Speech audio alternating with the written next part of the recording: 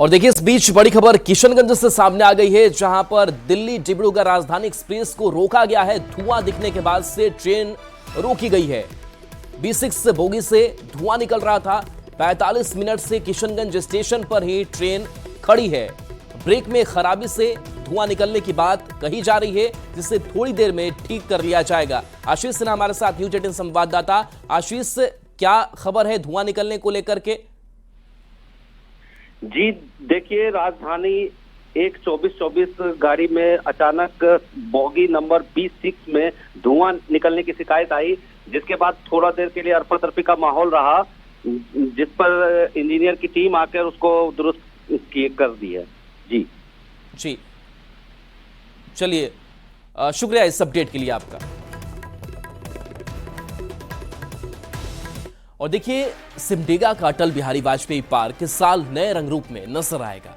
नगर निगम ने बच्चों और बड़ों के लिए पार्क को संवारने का काम किया है, जिसे कुछ महीने के अंदर लोगों के लिए खोल दिया जाएगा। पार्क को लेकर संचालक ने बताया कि पार्क में बच्चों के मनोरंजन के साथ उनकी शैक्षणिक और शारीरिक योग्यता को बढ़ाने के लिए क्विज और खेलकूद प्रतियोगिता का आयोजन करवाया जाएगा, जिससे बच्चों का सर्वांगीण विकास हो सकेगा और बड़ों के लिए व्यायामशाला भी खोला जाएगा।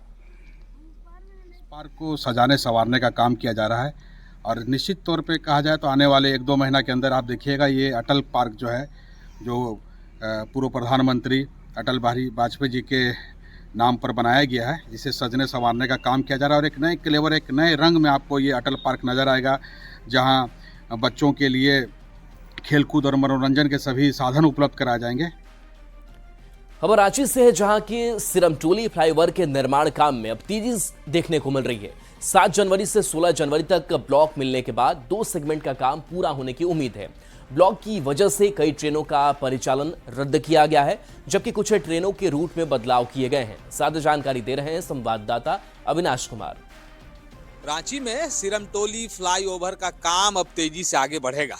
ऐसा इसलिए क्योंकि रेलवे से अब ब्लॉक मिल गया है, मतलब जो रेलवे ट्रैक के ऊपर इस फ्लाईओवर का निर्माण किया जा रहा है और उसके लिए जो ब्लॉक मिलना चाहिए, उस दौरान जो ट्रेनों का परिचालन बाधित होगा, उसको लेकर अब अनुमति मिल गई है और 7 जनवरी से लेकर 16 जनवरी तक ये ब्लॉक मिला है।